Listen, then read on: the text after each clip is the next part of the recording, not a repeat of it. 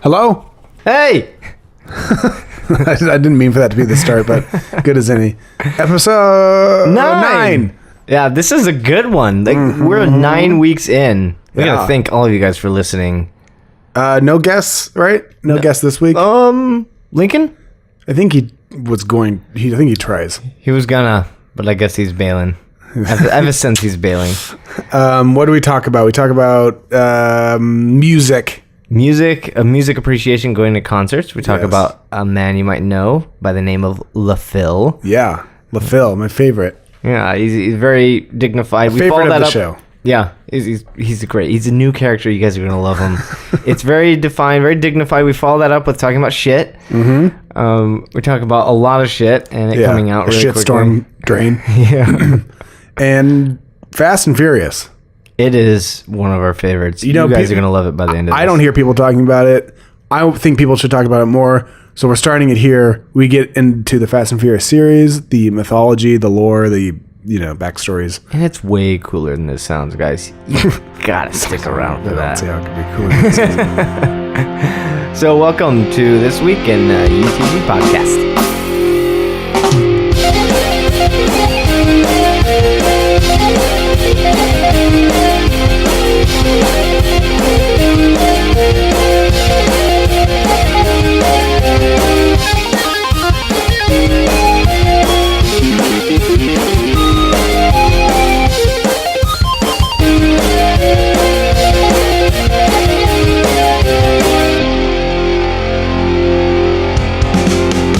Speaking of greasy face, how are you feeling? I'm not feeling too great. That was a good segue. Thank you. Last night I got very ill. What happened? So there's an industry party, which is just a party with people you work with, but it's just an excuse to get shit-faced. Not that they even really need an excuse to get shit-faced, because they're already doing it, like on a daily basis. Like, for those of you who don't know, in post-production, when 5 rolls around, people are drinking a lot every day. Like, they're busting out wine, and especially in big companies with lots of clients. Yeah, wine like client facing. Yeah, they're like, oh, they bust out the wine because they want to show that they're taken care of, and they've got like a cheese spread, and they've got about a bunch of wine out. And I think it started where they would bring out the food and bring out the wine, and it'd just be like, oh, it's like a little afternoon thing. But then it became, I can't wait till 5 rolls around when we could start drinking wine. Like, they started missing the point, I feel, and now they're just drinking. And then it makes everyone stay there so much later. Yeah, because you relax. It's like let's get nice and comfortable here at 6 at night. Yeah, let's not start doing that. That's an end of the day thing. Yeah, you should be done with your work and thinking about getting in your car. So maybe just don't. Maybe just don't. Like, don't even risk it. Even if you only have a 1 glass of wine, there's no need to. You don't want to be comfortable at work. That's the whole point. Yeah, you want to be on your game, alert, get what you want to get done, and then get out of there. Work is for work, and just relax at home. And so when you have an industry party, it's like all people who do that go have one big giant party. And so there was this pretty big post place that had this party was crazy. It was really loud, and it had like Rio cabaret girls, very scantily clad. It's very bizarre because a lot of these are like neck beard pasties. Like a lot of them, like there's producers, IT people, engineers. Yep, yeah, like all the like people who work in 3D or people who do compositing. Like, none of them. It's people not, who are okay. It's not like Mad Men. People who are okay working in a job that puts them in a dark room staring at a screen for hours and hours and hours with little human interaction. Very little. Those kinds of people. Yeah, so they're like, they are social. Kind of, but not really. That's why I think they drink. It just helps them, like, hey, like, because suddenly somebody you don't really talk to is like, hey, and like, whoa, this is cool. Like, I really don't talk to you very much. So there was that party, and I was just gonna go for an hour. I parked in a residential area. This is like, I'm kind of like this. I'm like a party, like, guru, sort of, in that I don't really like going to them, and so I kind of put in my time, make sure I'm seen, and then just get out. So everybody, I feel, has the impression that, I put in my time with people, and then they just don't know where I went. Yeah. But I'm in pictures, And they remember seeing me, just they don't know when I would have left. Yeah. For all they know, you were there the whole time. So, I'd get in and get in as many pictures as I can, park far away so I don't have to valet, and you just run away. It's great. So I ate food here. I ate some ramen, some spicy ramen. That ramen is very spicy. I remember you reacting to it. Yeah, I was like, whoa, that was spicy, but I liked it. I eat that. That's why I got that shit. It's good. It's like this Korean ramen. So I have that sitting in my stomach and not much else. And I go to this party. It's a little uncomfortable. It's super loud. And waiters are coming by with plates of like tiramisu and like these little stupid fucking fruit cup things full of like Jello stuff and fruit. It was good, I guess, but now they think about it, it was really kind of just, it was more just, it was there and I was eating it. Like, it's not like I was like, dessert. And so I ate 2 of those cups and a tiramisu. Yeah. So it's very sugary and who knows where it had been. And so I'm like, where's this been? The waiter comes out with it on a dish. Where did this come from? He's like, I don't know. Pulled it off the top of the garbage. It's in the back of a truck outside. Some guy just brought it in Tupperware. So I'm like chatting with people and I start getting kind of like damp.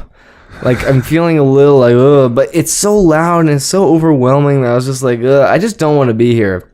Right. But people keep coming up and like, you don't want to like, when somebody comes up, you don't want to be like, oh, hey, I'm leaving. Like you at least want to talk to them for a second and then just be like, you know what, I'm on my way out, but yeah, we should chat sometime or whatever. And then go. It just kept happening. Like new people would show up. And then once that group started getting bigger, it would attract more people. And then they would be like, oh, hey, what's going on? And I would say hi. And I was like, God, this is really hard to get out right now. Yeah. I went to one of those once and I was working and we were going to have to work late. And I was like, I don't want to go. This is going to slow this whole process down. And then the person I was with talked me into going. It's like, we'll just go really quick, we'll just make it really quick. We get there and it turns out I'm the one who knows everybody. Like I keep running into people and now I'm the one, they're ready to go and now I'm the one who originally didn't want to be there. Who's like trapped in conversations with like new people every 5 seconds. It's hard because it is hard. You don't, I mean, if somebody on the outside were to say, well, why don't you just say, oh, you know what, I'm on my way out. It doesn't work like that because if somebody says, hey, man, ready to party tonight?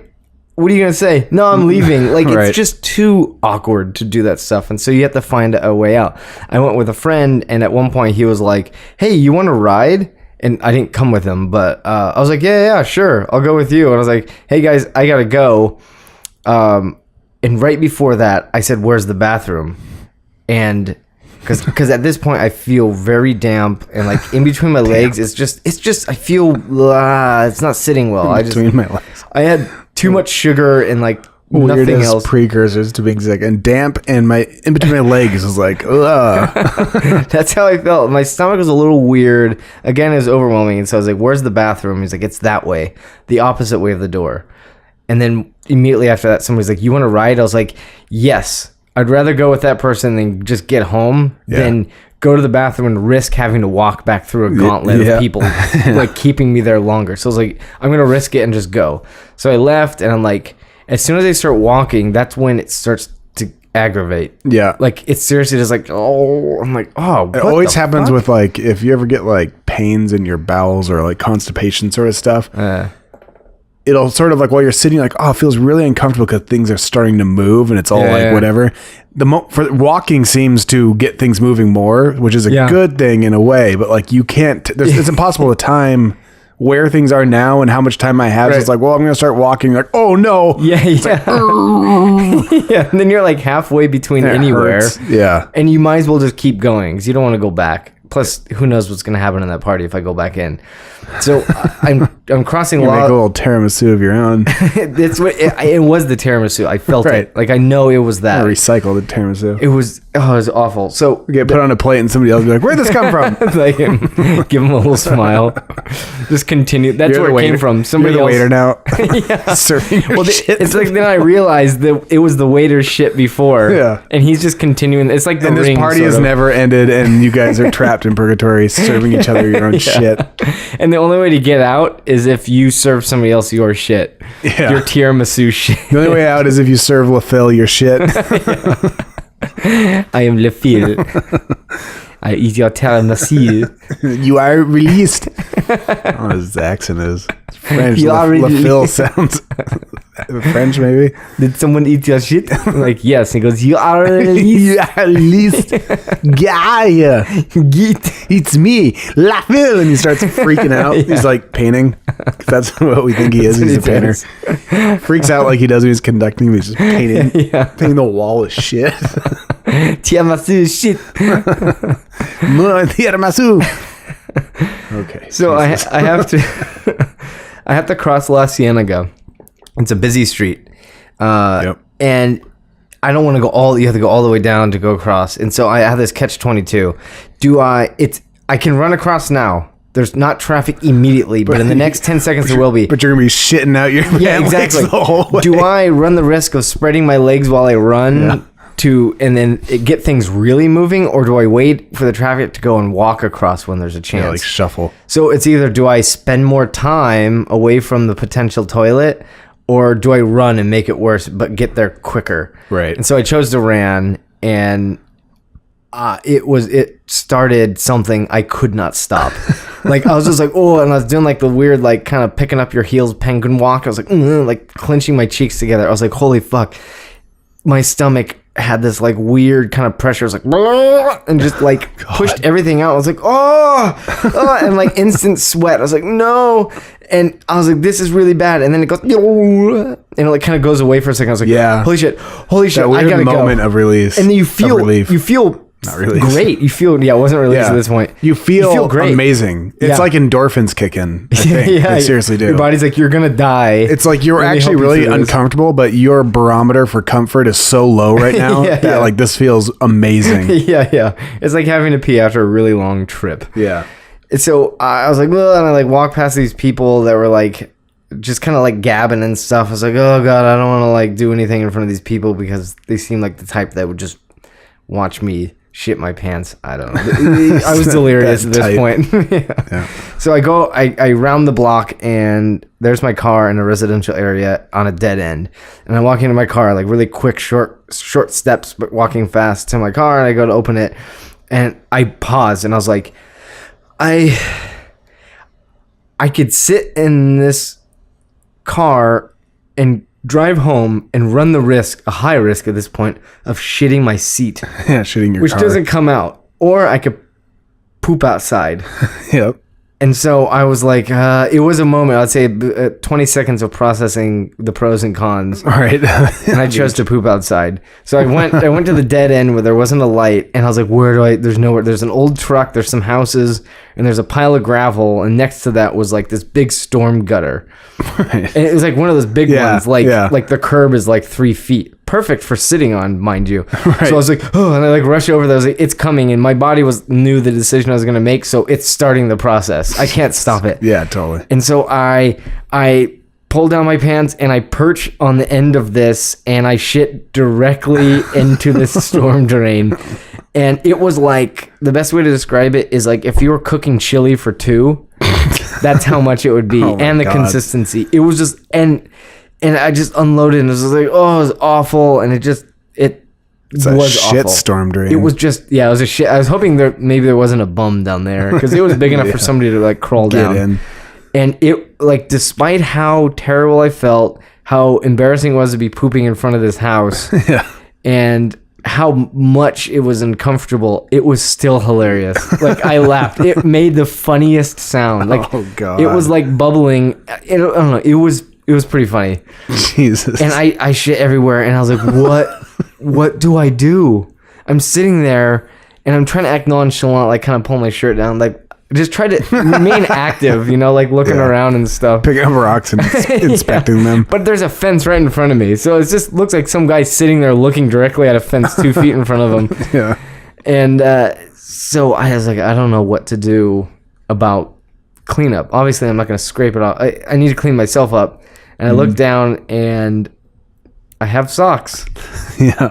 Pop off my socks. Wait, were you wearing shoes? I was wearing shoes. So did you have to sit down somewhere and get your shoes off with your pants down? No, it was just down. It's like, as if sitting on the toilet. It actually worked really well because like I was perched on the edge of this, so it actually was just this opening underneath me. Oh, yeah, it was amazing. Like this storm drain was the exact height that I needed it to be. Were you actually sitting on it? I was sitting like my back was kind of on it. Oh, okay. Yeah. It was like the end of my ass was on it. Got it. And then so I could look down. It was just like a outside toilet. It's just in somebody's front yard. I think that's what they made it for. That's what it was for. It was like a bum toilet. Yeah. Used my socks and then that was it. Ran away. Yep. And so when I ran away, actually I got pretty clean. I don't have any socks, which I'm a little bummed about that. But what did you do with the socks? I threw them in the drain. The drain. Hopefully there's no bums down there again.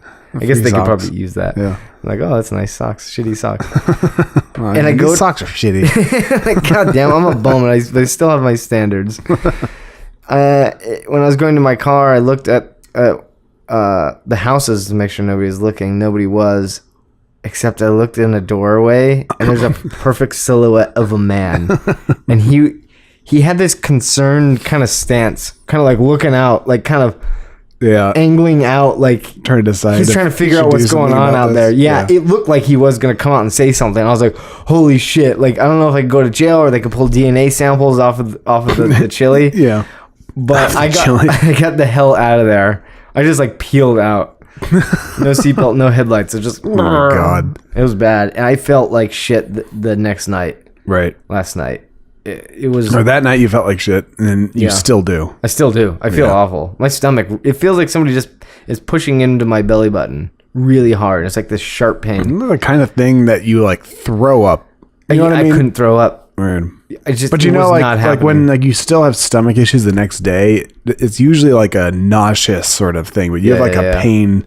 It's like a pain poop thing, painful poop thing. Yeah, it's anoscorderia for a lot of it. It's bad all day long. I took a little bit of time off of work, and I was like, "I got squirteria. I got Sounds like a Pokemon. Squirteria. I choose you." I had like one of those panicky moments where I was in the car and I was driving home in like just horrible traffic on Lincoln, which is like a nightmare to drive down. Yeah. And the apartment was quite a ways away, our old place, and I had something hit me really hard, just like right, I was leaving whichever office I was in or whatever. I was leaving. Everything was fine. I got in my car and it like hit pretty hard. And it was like I wasn't even halfway home, and it was like panicky, sort of like like trying to figure out. And I'm in, 2 lanes, heavy traffic. There's no like, even if it's like, oh, I got to go now. There's no getting out and running into a secluded area. It's running amongst cars. It's like I'm in this car. I'm not getting out of this car. Yeah. And the panic was like that panicky waves of where it gets super bad and then it gets amazing, like everything's fine for a second, everything's amazing, but then the next wave is worse. Yep. Yeah. And you do the weirdest irrational things. Like I just needed something to take my attention away, and it's not like driving like heavy traffic that's moving. It's heavy traffic that's a parking lot. Like we're just inching along, so that's not keeping me interested. I've driven this route a million times, and so I would just do weird stuff, like the wave would come back and you just start going, oh no. I start panicking, and the thing that my brain found was I just start counting, and I'd be like, I'll just go like 1, 2, 3, 4. I don't know what I was counting to, or like counting contractions. Maybe that's what I was doing. Yeah. But I was like, I just start counting 3, 5, like 25, 26, and I started looking, like I'd slowly start looking up. I think like looking around wasn't helping. Like something about. Yeah, I think it was maybe looking at traffic and knowing I'm not moving was making things worse. I don't know, but I just naturally, so pretty soon a wave would start coming in and I would like lean forward in my seat. My chin is almost to my steering wheel and I'd look almost directly up to the sky counting like 45, 46. And someone would honk at me that the traffic's moving. Like, oh, okay. And then looking straight up. Like I couldn't, for some reason, just seeing sky alone and counting, I got all the way home and I pulled it off. Wow. Yeah. That's like manic behavior though. It was like psychotic, like panicky. Like it was like, okay, this seems to be, I think this is working, even though it makes no sense. It was like, it's all I have right now. It's so weird. You can go into panic mode like that and your body's like, listen, I'm going to release some shit that's going to fuck with your mind, but at least we'll get through this. Yeah. I remember parking, and this was at the old place, so we didn't have, I had to park around the block. It's not a quick run, and I'm shuffling. Like I can't. Yeah. So I'm still kind of looking. I think I'm still sort of looking in the air and counting and shuffling my way in there, and like taking breaks, sort of. Where you're just sort of like, yeah. You gotta wait stop. for a second. And then, then like shuffling my way down the alleyway, which if things went bad, I remember thinking I made it to the alleyway at least. Yeah. And it wouldn't be off par. That old goddamn place. I was just thinking like, if Blue is out there or if anybody is out there who wants to, they always want to talk to you, start a conversation, I'm going to lose it. Like I'm going to go in the pool, which might be an improvement, but I was lucky. No one was out there. And I just got inside and oh my God, it was one of those things where like, once your body knows that everything's okay. Yeah. I remember getting in through the front door and then it was like, no more shuffling. I was like, oh God. Yeah. And I went and I remember like, I wasn't sitting down when it started. Like I was above it, heading down, and the pants got clear, but I was not at the seat, and it was guns blazing. Yeah. Like you're never able to take your pants out, your belt and your fly so quickly. Yeah. And it's just like on the way to the bathroom, like all that stuff's coming undone. Yeah. Oh, it's the worst. You have so many of those stories, though. I have too many of those. Too many to get into at this point. There is one that I would like to tell at a later point. Right. That is just, it's once like, everyone else has, once our audience has relaxed. Yeah. It's like an epic one. It takes too long to tell it now, right. but I've had some gastrointestinal You have weird stomach issues where we'll be at dinner having like hamburgers and stuff, and like everybody will be wrapping up, and you go, yep, that hamburger's coming out. And I go, no, your lunch is that hamburger is in the queue. You ate lunch and breakfast. Like one of those is coming up next. You go, no, it went around it. I can tell. It's like, no, you can't tell. What can you tell? That it's just the body's like, whoa, prioritize this. You got like weird nerve endings in the inside of your stomach, or like weird little like hairs, like the inside of the ear has that can like detect. Oh, the hamburger jumped in front of the burrito I had for lunch. Like, let's liquefy this quick. Let's liquefy this. I don't think there's. This is too much. This is some raw meat or some spicy stuff. Let's get this out first. This isn't doing us any good. But like, there's not like platforms and like shelving or storage space. Be like, put like, what are there gnomes inside you? Like pushing the lunch, move aside. Hold it up against the wall, and here comes the what? Because it's like move aside. Yeah, here's a solid like you have thing. multiple stomachs, like a cow. So it's like, here's a solid thing. We got all this solid stuff. Let's liquefy this burger real quick, and let's get that around. Let's put it around. That's like the part Fast that track. Everyone has the most trouble with is this around part, and it's the part that you can't elaborate on. You keep saying different ways that your stomach is liquefying things first, and then you just say around to explain how it circumnavigates lunch poop or breakfast poop. It just does a flop. It just gets around. It like comes down and gets around. It flops around. Inner stomach gymnastics. Makes no sense. This is like the 18th time we had this conversation, and you failed to explain it at all, or failed to justify your feelings to me. I think simple is better. I'm not satisfied. In this case, I have been satisfied.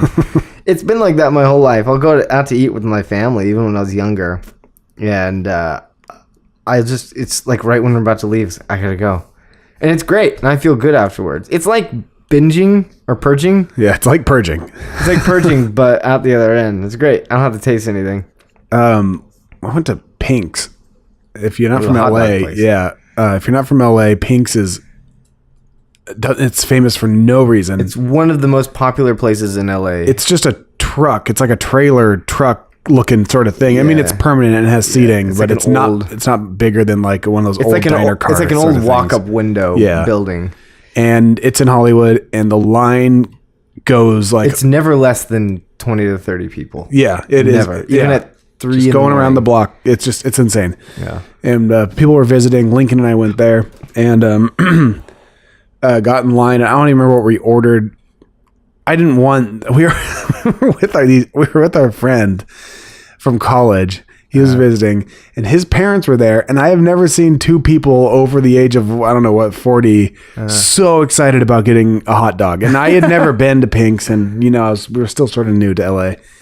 But we were in line with these 40-some-year-olds, and they were so excited to get their hands on these hot dogs. And I didn't want a hot dog. Like, I think I ordered a hamburger. I don't remember what Lincoln ordered. It was subpar. I mean, it was just normal. I don't know what that line's for, but Lincoln pooped 8 times or something that day. I don't remember. We went back to our apartment, and he was just in and out of that toilet all for the rest of the day. Getting the pinks. Yeah, he got the pinks hard. He hit the pinks hard. It was bad. It's so bad when that happens, when something hits you and you're like at your friend's house and you're fine for a little bit and then you just got to go back in. That just sucks that you have to hide it, sort of. Like, it's just, you don't want people to know that you're just constantly going in there. No one's counting. Like, it's a very private thing that you're just like, I got to take a dump a lot right now. Like, I wish you guys weren't here right now. I remember back at our old place, my favorite joke was, I don't do it anymore because your bathroom is not, we have separate bathrooms now. But I would just, if people are over, whatever was going on, if you're in there, I would just walk in like I was going to say something to you and be like, oh, by the way, and I'd open the door, which was so unlocked. It was unlocked 3/4 of the time when you were in there shitting. Yeah. And I would walk open and just be like, oh, awesome, by the way. And I just open the door and walk in as if I was going to walk in and stand seriously like just on top of you, looking down at you while you're shitting and just talking about something. Yeah. And then you'd always freak out and close it.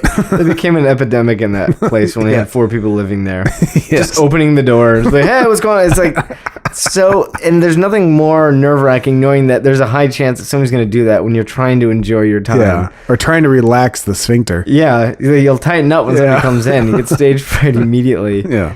It's not conducive for trust. It's not a very good trust environment. No, that wasn't. I think we just gave up on trust while we lived there. I think we did. And we started locking the door. Yeah, that's true. That's an easy solution. Yeah. There's breaking news in the news today. Oh, really? Yeah. Michelle Rodriguez came out of the gay closet. Oh, wow. I don't know what this means for our beloved Fast and Furious. I shouldn't say the gay closet. She came out as bisexual. Oh, that's cool. Which, I'm not saying that I saw this coming, but she's the only female in Hollywood who can hold a gun correctly. That's what I've always said about her. Yeah. I've seen her. She always plays the tough girl in everything. Yeah. And she's got a tough face. Even the other girls who play tough girls, they still hold guns like they're trying to stand as far away from the gun as they possibly. Yeah. Like both hands, shoulders kind of like awkward and up, and like getting the gun as far away. They look hilarious, and it's like really this, and it's not cool looking. Yeah, they try to maintain their composure in their face, but their body language says a completely different. It looks so awkward. Yeah, she's the only person in Hollywood who can, or only girl in Hollywood who can hold a woman who can hold a gun correctly. Yeah, and now she's bipolar. Now everybody knows she's bipolar. Bisexual. Maybe she's bipolar. She might be bipolar. Yeah. But that's fun. Vin Diesel might be crushed. I don't know. Well, isn't Vin Diesel gay? Maybe he's bipolar. He might be bipolar too. I think it's the whole. I think what's his name? Paul Walker's next. Yeah, and then with the Jordan. Yeah, there's the whole Fast and Furious crew. Yeah, it's just going around. What was that quote in the latest one that was amazing? Michelle Rodriguez and Vin Diesel jump. Or she's getting thrown off a car over like a 4-lane highway, and he jumps in the air, grabs her, and they come crashing down onto a car hood. Yeah. And she goes, the greatest line in that movie. Yeah. How did you know the car would break or fall? Yeah, I was like, what? Cars don't break falls. Cars that are moving don't break your fall. No. Cars that moving hurt you more. You would have been better off just hitting the highway and rolling. That would be better. But no, thank God that car broke your fall. Yeah, it's like, what? A car stops you. At least if you hit the cement, you're just gonna roll it out a little bit. Yeah. But if you hit a car, you're coming to a dead stop, which kills you. Yes. Yeah. It made no sense. The windshield was like shattered, and the car hood was destroyed, and he was like, "How'd you know the car would break our fall?" And then I think Vin Diesel said, "Like, I didn't know." Yeah. I didn't know. We just got hit by a car. It wasn't my plan. Yeah. No, I don't think she so much came out as bisexual as much as she does not seem like the type to give a damn if someone says like, "Oh, she came out as bisexual." It's like, has this been a hot topic for a long time? People grilling Michelle. I don't even think she's been interviewed ever. Yeah, it'd be funny if instead of she probably was just like Somebody's like, "Oh, there's rumors of you being bisexual." She goes, "Oh, yeah, I am." Yeah, because that's probably how it went down. Yeah. And it's just like no one has asked in 15 years. Yeah. Because she doesn't seem like the type of person who you feel like you should ask personal questions to. Yeah. But armbar you. Just one of one of our favorite series of all time. It's so good. If you guys haven't seen it, Patrick did a very great series of Previously Ons, which takes like 4 of the Fast and Furious movies, some of them. First one and second one. And the fourth one, which includes the third one. Let's break down the Fast and Furious chronology really quick. Yeah. Fast and Furious 1, then Too Fast, Too Furious drops Vin Diesel, and it's Paul Walker and Tyrese in Miami, introducing Ludacris in that series. Yeah, and then Fast and Furious 3, Tokyo Drift takes place, drops all the cast. Yeah, not a single person appears in that except for Vin Diesel at the very 5 end. Seconds before the credits roll. He somehow brings he drives an American muscle car to Japan. Yeah, to Japan, and then drifts it in a parking lot. I would like to see how that went. Yeah. But the main character in that, who we call Ronky Kong, is an actor who I haven't seen in much else. Yeah. But it also adds a new actor who is Korean, who's playing a Japanese guy. Actually, I think later anyways, getting confusing already. Fast and Furious 4, Vin Diesel and Paul Walker are back and we're in LA. Michelle Rodriguez makes an appearance. Yeah, in at the beginning where she explodes. Yep, at the beginning. Yeah. Fast and Furious 3 takes place before this, and then Fast and Furious 5 brings every single character that has been cast in all 4 movies so far together. Except for Ronky Kong, who knows what happened to that guy. Yeah. And they are all expert heistmen. They're all expert everything. They can hack. Yeah. They can drive like crazy. They can kill people with guns, which happens a lot. They're great shots. They're action heroes just in general. And all these new skill sets that come up, the way they explain them is just the one line that everyone says is, "I had a life before you knew me." It's like, a life where you broke safes open or hacked whatever or did this, or a procure's like, "We're going to need a replica of this $1 billion safe." It's like, yeah, okay, tomorrow or something. I had a life before you knew me. Duplicate safes. Yeah. And then Fast and Furious 5 brought in Dwayne The Rock Johnson. Yep. And then Fast and Furious 6, just basically 5 again. I think, and Michelle Rodriguez comes back. Oh yeah, Michelle. Is that in 5? That was in 6. That's 6. And Michelle, she's fine. She's not dead. She had amnesia for a second, but she's all right. Yeah, I think they show the scene in 4 where she blows up. Where she like there's a car and it rolls and she's in the car and she's hurt and the guy like shoots the gas tank and it explodes. I think her. In the head. He shoots her in the head. That makes her forget, which happens when he gets shot in the head. She had a bullet in the head. Yeah. And the car exploded. Yeah. I think. And then in Fast and Furious 6, I think she like got shot in the head and kind of rolled down the hill or something. Yeah.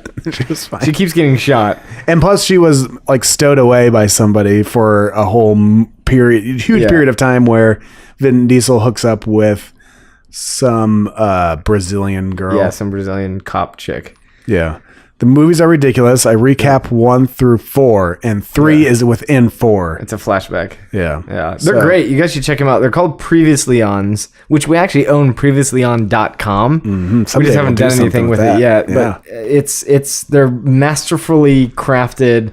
Everything you need to know. It's everything. Yeah, it's everything you need to know. Imagine if UTG style. Yeah, imagine if this was if Fast and Furious was a TV show with 2.5 hour long episodes, and Too Fast, Too Furious started and said previously on Fast and Furious. Yeah. That would get you caught up to this moment. It's like that in theory, but it pretty much stops with the similarities there. It's taking all of like the hilarious or shitty moments or just odd moments and making that so. The whole idea was essentially if somebody were to watch that, they would get an idea of what that movie would be like, but that's not actually how the movie is. No. It's like totally misrepresents the movie. They're pretty well also done. Represents the movie in a way that... like this gives you an idea of how ridiculous this movie is anyway. Yes. Yeah. Oh, and then Eva Mendes is in the 2nd episode and the 5th, 6th, something like that. Into the 5th. She keeps. They all come back. Anyways, I'm gonna make a Wikipedia document and I'm gonna put down all the lore of Fast and Furious. I'm sure somebody's already done it. Oh, and then the names, the names of the movies: The Fast and the Furious, Too Fast, Too Furious, Fast and Furious 3, Tokyo Drift, Fast and Furious. Yep. That's the fourth movie. Just Fast and Furious. Just dropped a couple does. Yeah. Yeah. Which I guess maybe they're trying to reboot it. Maybe my least favorite in the series, if not two. 2 and 4 are both pretty bad. Yeah. 5, I'm not embarrassed to say that's an awesome movie. That's pretty cool. And then 6 is not as good as 5. But then it's okay. So Fast and Furious, then Fast 5. Oh, that's right. And this one is 6 Fast, 6 Furious. it's something either 6 Fast, 6 Furious, Furious 6, Fast 6, or Fast and Furious 6. Something like that. Yeah. They're just like kind of making shit up. Yep. Their naming conventions are all over the place. Yeah. And they've probably already written like the next 3 movies. I would not doubt it. Oh, yeah. I'm sure they're in production. They're ridiculous. But anyways, look forward to that. Looking forward to more previously ons. Yeah, do that. We got to do more. I got a few lined up. Before we go any further, I know we said we'd never do this, but you know what? Lincoln, why don't you come over here? We're going to let you host this one. Where'd he go? Oh. You know what? Fuck, never again. Never again. He had his chance. He bailed. Son of a bitch. Yeah, Lincoln, we give you so much. We asked for so little. We asked for nothing just to be here. Whatever. It's like we poured you a bowl of cereal and asked for a bite. And you threw it in our face. We gave him cereal and asked if we could have some. Yeah, and he threw it in our face and then was not there when we turned around. That's right. That's why he's never going to be host. Dick. So this was a week of concerts for me. It was kind of fun. I ended up going to 3 total. Went to M83, which was fun. I was at that one. Yeah, you were at that one. And it was like a sit down, everybody's quiet, like super tame. They're the guys that did the soundtrack to Oblivion. Just kind of like this, I don't know how to describe it. It's very cinematic sound, sort of. Yeah, ambient or... Yeah, it's like ambient rock, sort of. Yeah. And then another one at the same place, Hollywood Bowl, kind of an impromptu. Somebody had an extra ticket. That was the XX, which is like really, really quiet music. Super quiet, like boyfriend-girlfriend music. I don't know how else to describe it. Right. But somebody had an extra, your girlfriend's friend had an extra seat. And I was like, I'll go. It's fun. So we went and I timed it perfectly where I left here an hour early. I parked, I walked up there. And as I sat down, within 30 seconds, it started. Nice. It was amazing. It was so great. The lights went down and the whole thing started.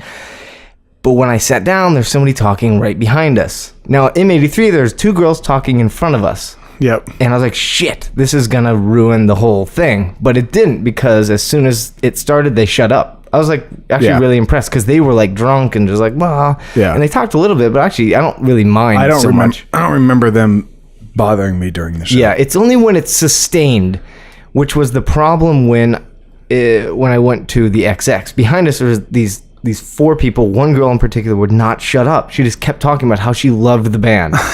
Oh, I love this song. This is my song. It's like, it's everybody's song. That's why you're there. Like, there's everyone here is fans. Everybody. Nobody's gonna go unless they're dragged to it.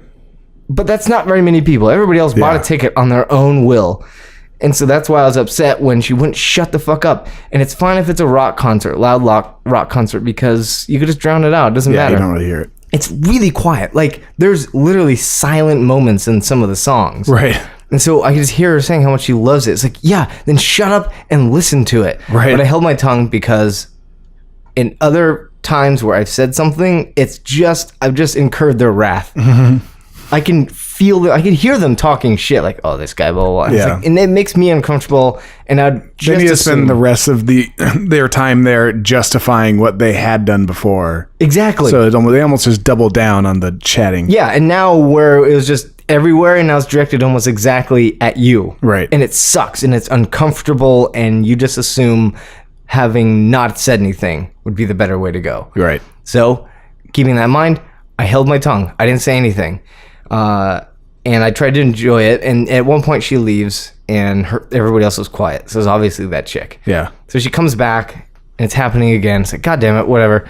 At the end of the show, everybody's getting up, and I turn around, and there's 4 of them still sitting there, and I go, you guys, you get a C-. And they just look baffled. Like, that enough was just fantastic enough for if I left it at that, they were just like, what? And she goes, what? And I go, C-. You could have done better, but as an audience, you didn't do that well. C-. And she goes, well, you get an F for fail.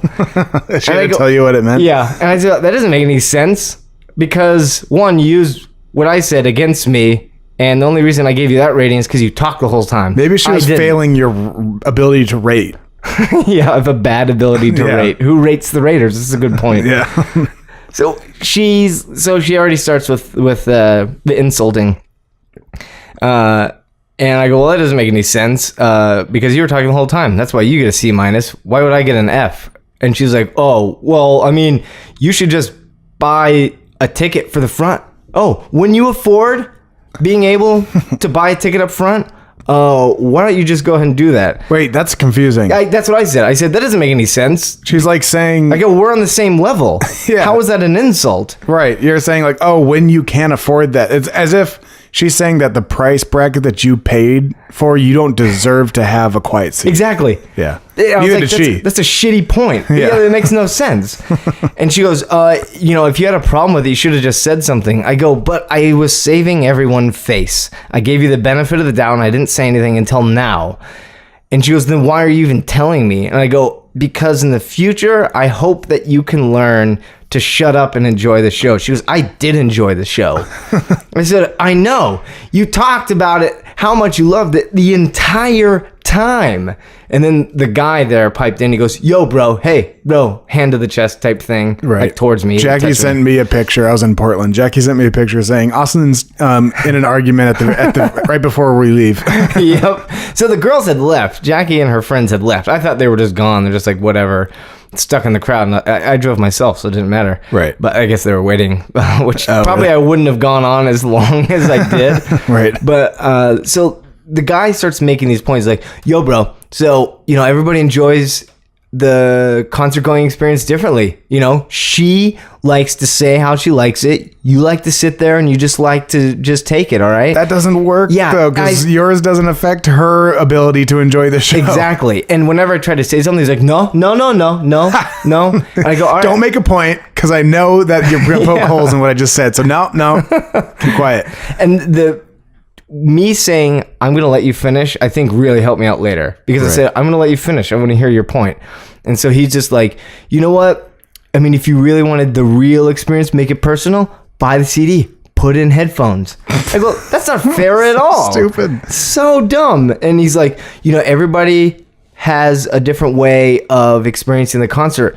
And I think it's up to you to respect how other people do that. And I go, exactly. Right. Yeah. And I said, you guys should listen to your friend. And he was just like, fuck. Because I think he just painted himself in the corner at that point. You should listen to your friends. And his biggest problem was saying, if you would have stopped at people experience it where it still doesn't make sense. People experience things differently. His problem is when he said you have to respect other people's, and that's when it was suddenly like, that's exactly what I'm going to say back to you. Yeah, and I said you should listen to your friends, so I'm trying to pit them up against each other. Right. And I said I don't want to. And then this girl is just kind of getting really like personal. She was like, "Oh, you should when you get to that point, doing the whole like flash your fingers in front of my face type shit." And I was like, "Come on." I said, all I'm doing is I'm trying to tell you how I feel. I'm not upset. I'm really not that upset, but I want you to know that it's off-putting when you guys talk the whole time, and maybe next time you'll think before you do that, or you'll think of how it affects other people. It is really upsetting when they they know they're wrong. Exactly. So you're defending your right to be an asshole, which makes you a bigger asshole, and that's upsetting. Which is the whole point of when she says, why didn't you say something before? And I said, because this is your reaction now. Right. I'm glad I didn't say anything, because this might have happened during the concert, and everybody would have been uncomfortable. I'm not mad. I kept saying, I want to emphasize that it wasn't ruined by you guys. The concert going experience wasn't ruined, but it was soiled by the fact that you were talking the whole time, and I didn't appreciate that. That's why I'm telling you now. And I felt that that's respecting you guys' space and everything because you want to talk or whatever. Right. And there's no way to argue against that because I'm not mad. I'm telling them after the fact, and I told them the reason why I did it. Yeah. And then the girls start just being just like, she's like, I'm from here and all this shit. I was like, I don't understand how this has any bearing. Yeah. She was losing. Her argument was not holding a lot of water. Yeah, as soon as they take it in that other direction. Yeah, which the word that I actually learned this morning was ad hominem, which means when you argue not the point, but it gets somebody. So if you're arguing against somebody and they're like, you're yelling at me, you always yell at me, blah, blah, blah. And maybe it's because you're fat. Yeah, it just becomes about something else and you lose the argument. And I found out in that argument that you just let them talk themselves into a corner because she was just saying stupid shit. Yeah. And she wasn't getting me. And I was like, hey, I'm just telling you that I'm upset. So anyways, that was that one. And eventually we left and I was like, you guys have a good night. And they actually seemed like, in the beginning, they're very aggravated. Yeah. Towards the end, they were just like, oh, okay, they're confused. It's that shame thing where you caught them and you were right and they know it, but they don't know how to process. You know, they can't just be like, yeah, you're right. Sorry. They can't do that. Cannot do that. Right. So you've got to, they have to like backpedal and dig a hole and defend their assholeness.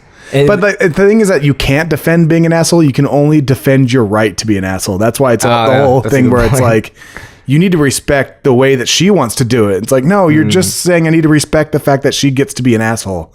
I have to respect that. I have to like sit there and take it. Yeah. Why? Oh, because she's born here. She's right. Yeah. She's from here. So what? It's like, one, there's nothing saying other than the fact that I'm white that I'm not from the valley or whatever. Or from here. What does she mean? Like Echo Park right next to the Hollywood Bowl or something? Like, or not Echo Park, but some adjacent neighborhood or LA city, like this is a place where you pay. It's not a public park. It's not like, hey, I live across the street. It was a dumb point to make anyway, and it's not even worth arguing against her for it. So we left and I was just like, whatever. That was weird, but I'm glad I said something. I have a problem with arguing with people anyway about shit, but I think initially they think I'm mad and I'm not. I'm actually calling them out and they get upset, and so they think that it's an argument, and it's not. I'm just telling them how I feel. Right. It's always been my problem. Always people, it's like when waitresses and waiters hate me, I'm actually just saying shit, and I'm not. Sometimes you think that people are upset or something with me, or they could take it as me. I think you think waiters constantly are upset with you. That's what I think. I guess that could be a problem. Yeah. But then they do hate me because I try to make up for it. You'll be like doing something, and then we'll all laugh, and then you'll get mad at us for laughing because now the waiter hates you, and no one at the table knows what you're talking about. But it's like I'm trying to put them at ease. And so I'm showing us that we're a bunch of cool dudes. Oh, you're making joke. Yeah. I make a joke and I'm like, hey, dude, see, we're not so serious. And then you guys laugh and he's like, oh, they're making fun of me. Why did you made a joke? And then we laugh. At his expense.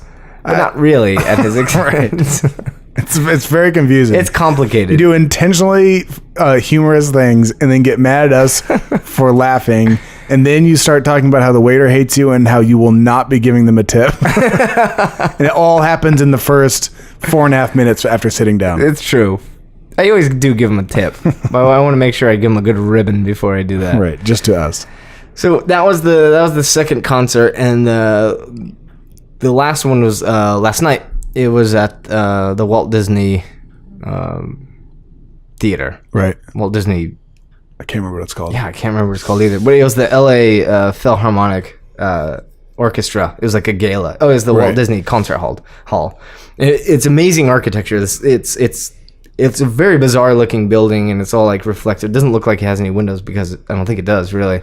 Right. And so I took an hour early off of work, and I drove there, and I went all alone. I just kind of I have a appreciation for orchestra because I grew up playing the violin and I was in chamber and all that stuff, and I still like classical music and orchestral music, and when I was looking at tickets, it just had there's one seat left, like it was all grayed out, and I was like, oh wow, I get to pick any of these seats, and there's one blue seat. I was like, handicapped, but actually that was the available one. That was the only available one. It said it was the last one too. Wow. And I think it was because when I got there, and it's kind of pushing past all of the old people wearing just ridiculous shit, like people wearing tuxedos and like really nice dresses, and there's like old dudes with young chicks and like super old chicks with like sequences all over. It's just bizarre. And I just came from work, right? So I had like t-shirt, ill-fitting pants and a shirt that got shrunk.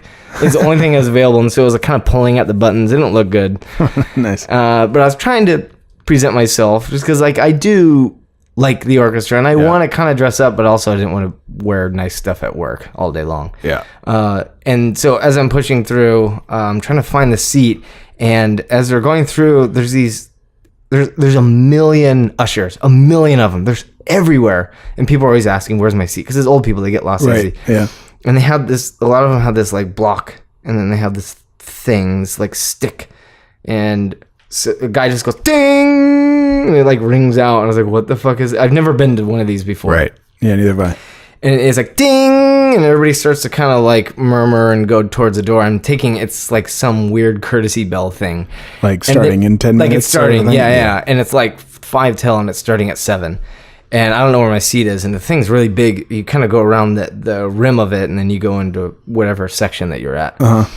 And I tried to find a guy, and he was like, "Oh, you go this way, go up the stairs, and it's all the way over there." And it's like a big semicircle. So when people point, you kind of don't know where. Yeah. Like I have no idea, like here or there. And he's like, "Oh, it's just upstairs that way." And I was like, I don't know. So I got out there, and meanwhile they're going ting ting ting. It's really. Stressful. It's super stressful. Sit down. Like seriously, I was like, holy shit. There's like a spotlight on you and you're running through the aisles and all these old people are like, oh my. It's like this spot, there's some ding, weird ding. like It's a guy chasing you with a bell. yeah. It's really scary. Yeah, like running down the aisle, and they're like trying to push me into some weird orchestral A whole jail. bunch of them have them like ding ding ding and they're just corralling you. Yeah. Like you're it's like a dog herding sheep. Yeah, And it's like a cattle drive. Yeah, and there's a lot of them like, come on. The old people getting spooked. They kind of chase you off a balcony. Yeah. They drag you out. Yeah, they fall off and die, and they like harvest your skin, make you into drums and stuff. Drums, Jesus Christ. Yeah, banjos and drums for the orchestra. Yeah. And they're hurting all these old people. Old people are just like busting their legs and dying. So it's like running buffalo off of a cliff. Yeah. So yeah, like that. So that's what was happening. It was scary. It was scary. Like I was alone. I was totally out of my element. There's people wearing weird shit. This one lady's wearing a bow, and I laughed out loud. It was so funny. It was a big giant bow. It was like half the size of her body, and the middle of the bow is in the middle of her body, and then the bows came out, and the points of the bows were her shoulders. Wow. How old was she? She was young. She was like 20s. Oh, God, of course. And then went down. It was just the top half was a big bow. It was so funny. That shit was so funny. And people wearing tuxes and like women wearing dresses that are far too small. It's obviously the first time, probably only time they're wearing this stuff. Right. And they're like running around, like their skirts are so short that their legs are like little like tiny dog steps, like right. So it's like so funny. It's like older women who are wearing very flashy stuff, and then younger women who are wearing slutty stuff, because the kind of girls who wouldn't wear slutty stuff, I don't think are that interested in going to. Well, they're not interested in going to the orchestra either. Their face says it all. Yeah, like they've got their sugar daddy or whatever. It's old men and young women, and the women just look like they liked the part at the beginning because there was this like valet thing, and there's like big stairs, right? Like big like fanning out stairs, and then there's people taking pictures. I don't know why. I came up the garage, like I came up the like shitty garage and stuff, and the service elevator. Yeah, it's like a dumbbell. You have to pull yourself up, and then someone chases you out with a bell. Ding ding ding! Like what? Get out of here. So these are the people that didn't get chased by bells. The people that I was trying to push by to get to my fucking seat, because they're ringing the bell, and you people don't seem to know that this is. They probably had whatever, like an usher show them to their seat. My guys were just like, go that way, get out of here. And so I go all the way to the top, and all the way to the corner, and I'm kind of getting my seat, and I'm not really. It's super steep, really steep. Like if an old person, like if you pushed an old person over, they would fall all the way down. It wouldn't like just fall into the seat in front of you. You'd fall like 4 seats in front of you. Yeah, like they would tumble. like fall. They would fall off of something. Instead, it's like going to the IMAX, where it's kind of scary. Right. Like if your friends are horsing around, they push you off, you would die. Like if you were to cliff dive off it, you wouldn't have to push out that far. No, you wouldn't. Yeah, you just kind of let go. That's what it was like. So I was kind of getting in my seat, and it's like this, I don't know how to describe it. It's like a tall balcony seat, super narrow, and then there's like 3 rows. I'm on the top row of that balcony area, all the way in the back, all the way in the corner. And I sit down, and I have the worst seat in the house. Seat in the house. I looked. It definitely was the worst seat in the house. Wow. There was no other worse seat than the one that I had. There's even people with shit in front of their faces because they had this projector is hanging from the ceiling, shit on it. They had a better seat because at least the orchestra was pointing at them. Right. I was behind the orchestra. That's so weird. It's bizarre that these seats even exist. Right. And I'm amongst riffraff. Like there's people they're like old people not wearing bows or anything cool, and they're like chatting and like taking Instagram to the flash on and like all this shit. And side note, old people are doing this shit now. They're like taking pictures and like always texting and stuff. It's weird. It's like those seats when we went to. Oh, you weren't there. Jackie and I went to see to the Laugh Factory, and we watched like just a bunch of people, and there's seats that there's like the stage, and the stage goes out a little bit, and then on the sides of the stage there's tables that face the stage, like looking straight at the side of the guy, but then against that wall is seating where they are facing the same direction the comedian's facing. Oh, really? And you can look at his ass unless he decides to take a few steps back near the back wall, and then they couldn't see him. Like, really? Yeah, one of the comedians even made fun of that guy. It's like, it was, if I remember his name, the guy who was the husband in Whitney, Chris D'Elia, I think. Hopefully I said that right. D'Elia. I'm Chris, sure. I hope. Who knows? But he said like, okay, what should I do now? And then that guy yelled it out like, you should do whatever you want, man, whatever your thing is. And he looks and goes, you have the worst seat. What if this was my thing? And he just like pinned himself against the back wall, and you like couldn't see him at all. And then he just riffed on that guy. That guy killed it. Really? He was so funny. Yeah. Well, I understand how that guy felt. Like, you want to be seen, right? You at least want to feel like you're part of it, not like you're like in some back room thing, which is how I felt because I saw just the back of everybody. And so Dudamel, who is the conductor, comes out, and he's a big deal. He's all over posters. He's the guy with the crazy hair. He's right. Like, and he's like all sweating and shit. Yeah, I remember. Embarrassingly, I will admit that when I first got here, I thought he was like a French dude whose name was La Phil. Oh, yeah. I didn't realize that stood for LA Philharmonic Studio. Just right at first, because I didn't really. I was looking at just this crazy guy with hair, like freaking out, and I didn't see that he was conducting. It's just pictures, like posters. So there's like this crazy guy. I was like, oh, it's like an artist, like La Phil. Like, he just weird live name. painting. Yeah, he's like, nah! Just freaking the hell out, painting, wearing a nice suit. Yeah, this guy seems eccentric. So this guy comes out, and I recognize him from all the painting posters that are all over, and he picks up a microphone. It's on this fancy wooden stand, and it's a stand. It's so weird. It's a stand you put down the microphone. I thought that was pretty funny. And he picks it up, and he's like, whoa, I can't understand him. He's facing not my way, and we don't have any PA speakers or anything, and it's just echoing. It comes back, and it's even worse than if it wasn't echoing. Yeah, like you're not even, the way that the amphitheater is probably working, the sound's supposed to bounce in a certain direction. It's not going, and like you're getting all the reverb that no one's supposed to hear. Yeah. And this place is like these crazy, like big parts coming out, and like it's insane architecture. It really is. But for some reason, the seats don't get any of the acoustics. I feel like the janitor is supposed to sit there. Yeah. Because he was looking forward to it, but someone actually bought the seat. Yeah, it's like they're free seats for people who work there. Yeah. And so he starts talking. Everybody's laughing. He's such a charmer. I have no idea what he's saying. And meanwhile, since I can't understand him, I'm looking through the program, and I'm just kind of reading about just about what it's about. It's about the architecture and the music, because it's like a 10-year anniversary, and how music fits with the space and all that. And I was like, oh, this is really cool. And like reading about the composers and how they feel about it, and they have quotes from an architect, and that was kind of the theme. It was cool. I was like, oh, it's just really neat. It's like architecture and music together, and how they're gonna do this and stuff. And the first song was done by I think it was an American composer, and the song was called 4 minutes and 33 seconds. It was italicized. And he kind of goes on to say like, oh, a space has sound, and silence is part of that sound, and how you live in this environment. It's part of your it's part of how you feel and live. It's this all the bullshit. Like, I'm sure like turning the society on its ear, and like all this stuff that you just hear is just it's art school jargon bullshit.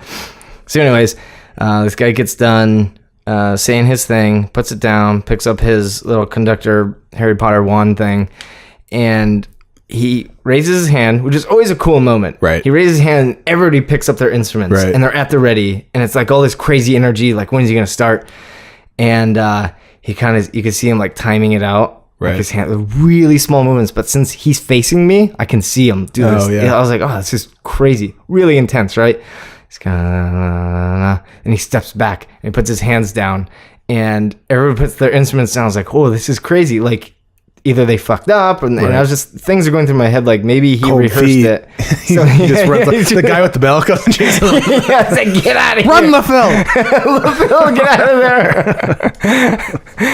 Just imagine this guy goes, ning, ning, ning, and then he goes running out. Like, everyone's still sitting there. You're like, oh, where'd he go? And then you hear, ning, ning, ning, ning, ning. And then off the balcony, he just comes tumbling off the balcony. He's running. Like, his feet are still working in the air. He's like, ning, ning, ning, ning, ning, ning, ning, ning. Just hits the ground. LaPhil! Crumbled mess. LaPhil! Everybody's weeping a little, people. So he's doing it. He puts his hands down. Everybody puts their instruments down. I was like, oh, this is weird. I had never been to one of these kinds one. Like, who knows? He's a zany, crazy, all over the place guy. So I don't know what's going on. I'm just kind of sitting there, and all the riffraff I'm sitting with are like kind of talking and like taking pictures. I'm like, shut up! Like, what are you doing? And then he steps back up to the podium, brings his hands up. Everybody brings their instruments up, and then he's just like concentrated, trying to figure out what. Finding his groove or something? I guess. I have no idea what's going on. And it's such a long time that it's enough time for like old people who can't stand still, I'm learning. Like coughing and farting and like just like a lot of these like old people noises. Just kind of, they probably don't even know it's happening. But it's just like it's quiet. And then it's just like just like that. Like and it's just echoing out through this place. It's very acoustic. Not even I can hear it. Not to use like other people's content, but Adam Carolla always says like it seems no one can stay quiet. Like if someone says let's do a moment of silence, you'll hear at least 5 people cough. But if you said I'll give each one of you $1,000 if you don't make a noise for the next 10 seconds, it'll be dead silent. Yeah. But if you just ask people to be quiet, they can't do it. Yeah, they think that being quiet is just not talking. Right. But it's just don't move. And so he's doing his thing, and then he steps back down. I was like, man, this guy has the biggest false start I have ever seen. Picks his hands back up. They pick their instruments back up, and then he does his little like timing out in his head. It's obvious he's timing it out in his head. Then he steps back, he turns around, and he bows to the audience. What? And everybody claps. What? Why? Everybody's clapping. I don't know. Because wait, did it last 4 minutes and 33 seconds? It was 4 minutes and 33 seconds of silence. And people are eating it up. They're clapping. They're clapping so much, and I could not believe it. That's a stupid And all the riffraff around me was like, oh, yeah, like chin scratching. Like, oh, yeah. What? Okay, yeah. And I was like, this is bullshit. It's like, I want you to figure out the ticket price and deduct 4 minutes and 33 seconds out of it. Because that was not a performance. This guy... He even wrote, and I was reading it, and he's talking about silence and stuff, and I was like, oh, okay, that's kind of cool. This composer says... Composer? Yeah. What did he even do? Took a nap. This is the bullshit quote. In creating both time and space to consider the act of musical composition, the players and the audience, and the performance environment itself, John Cage's infamous and provocative 4 minutes and 33 seconds challenges us to listen and think differently. It's provocative because a bunch of old people are coughing and farting during it. Silence is not acoustic. It is a change of mind, turning around. And so that's it. You should also mention that silence is not music.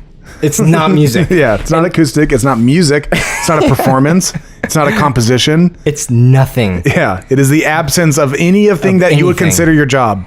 And the only thing that might have been impressive is the fact that it possibly could have been 4 minutes and 33 seconds if he timed it out. I doubt it was. Right. I really doubt it was. Like he counted perfect seconds for 4 minutes and 3. He wasn't looking at a clock or anything. No, I doubt it was. And I guess I had read that and I didn't know what it meant. Who the fuck would? Yeah. That you wouldn't know that this is actually quiet. And so I would say probably 3/4 of the way through it dawned on me, oh, this is the fucking song. This is great. Rolling my eyes. It's only because I saw when you had that open, the picture of the guy was like a painting. Like photography didn't exist when this composer. Nope. So that's why. That's why he could say that. A new guy does that. If a new guy were to go into a museum and put up a blank canvas and just say that this is it, like no one would give him the time of day. No, nobody. Unless his peers were like jumping on board and being like, oh my God, it's like holding a mirror up to society and ourselves. It makes us think about. Kanye might be able to do it.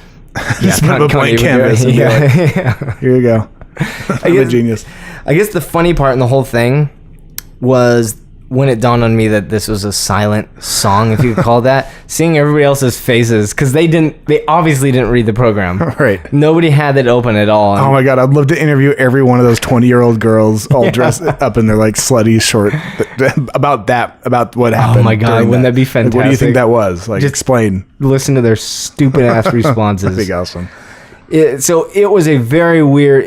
hearing people clap as much as they did, probably, like, whatever, say what you will about the song, but not everybody was on board. Right. Nobody knew what was going on, and they're clapping like they just heard for the first time Beethoven's Ninth Symphony. You know, it was so annoying. By the way, those guys, like, we don't give them enough crap for not naming their songs. Yeah, their songs are seriously like, here's the ninth one and here's the key it's in. Yep. Ninth and G. That was their naming convention. My name first. Yeah. Number 9, G. Yeah, and it's not like it's a small song and you're running out of names. It's like a 30-minute piece. And they hadn't even begun naming things yet. We weren't close to running out of names back then. Yeah, they had plenty of names to go by. And we're still going today with names. Yeah, we haven't. So they had a lot. They could be called In-N-Out Burger, and it wouldn't make any sense to anyone. Right. And instead of you know what else does that? That shitty fast food place that you like. That's a chain. Tom's number 4. Tom's number 5. Tom's number 6. This guy's name. Just which one it is. Yeah. And they should just like, maybe it says like hamburgers and hot dogs at one for which key it's in. Yeah, that's what it'd be. It'd just be burgers in the key of G. It'd just be food. That's why people like that. People are okay with that because, you know, but we shouldn't let them off. It's not like they named paintings during the same time period. Yeah. But like that's how they knew what it was. But music was just your name and which one it was. Yeah. They probably didn't even put their name on it. Yeah. Because they didn't have the internet back then, so they didn't know some other blind and deaf dude was making music at the same time. That's true. So they were just worried that, I'm sure that was their concern. It's like a website in the 90s. You were making a website and you could, because you didn't either know that somebody else was thinking of it, and plus there wasn't that many to go around. Yep. That's it. Music was the internet of the beginning of the internet or whatever. So that was fun. The rest of it was okay, and then they played When You Wish Upon a Star, and all these stars came down, and all the old people were like hoarding them, which I thought was funny. And they were like picking a bunch up and taking it home, trying to melt it down into gold so they could sell it later, buy another 20-year-old. You're mine now. I like during that moment of silence, if the guy with the bell like would drop it, like you're just completely quiet. You hear a few coughing, you're like ching, ching, ching, and then you hear him step on it to try to get it to shut up. Or just be some torturous thing, like it has to be completely silent, and if somebody coughs, those guys with the bells come in and usher that guy away, and then they start over. It's like those brutal days in gym class where it's like, all right, you have to do push-ups. And if anybody like doesn't do one, you all have to do 10 more. And then pretty soon you're like up to 70 somehow because no one will just listen or no one will be quiet or whatever. I can't remember what the rule was. Yeah. It was like Gomer Pyle in Full Metal Jacket. Yeah. Just sitting there eating the donut and everybody else is doing the push-ups. Yeah. Everybody else has to endure the silence for 4 minutes and 33 more seconds. Oh, that'd be horrible. Yeah. Yeah, you paid for that. Yeah, I paid for that. And it is very expensive. That stupid seat. Yeah. Wow. Cool. Those are my concert experiences recently. Thank you so much for listening. Yeah, we would like to thank LaPhil and Michelle Rodriguez for that exclusive interview. You guys, thanks. I could feel that. That was really sincere. As always, be sure to check us out on YouTube, UrbanToledoGang.com. Watch everything, like, and share with your friends. Yes, please do that. And really try to share this podcast because it's really hard to get somebody to actually listen to something. It's easy to share a video. It is. But it's almost impossible to get somebody, hey, why don't you listen to this for an hour? I mean, you're just killing time in the car anyway. Might as well spend your time in the car with us listening Talking about shit. Drains. Talking about shit and drains and stuff. So shit and drains. Try to tell your friends about it. I know there's a few people out there who do listen to it regularly, and that's pretty awesome. Yeah. So to be honest, I didn't even expect that.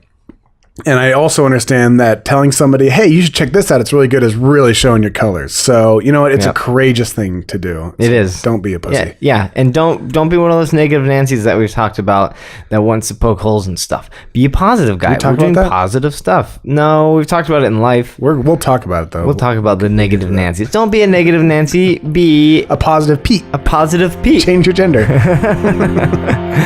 All right, guys. Have a good one.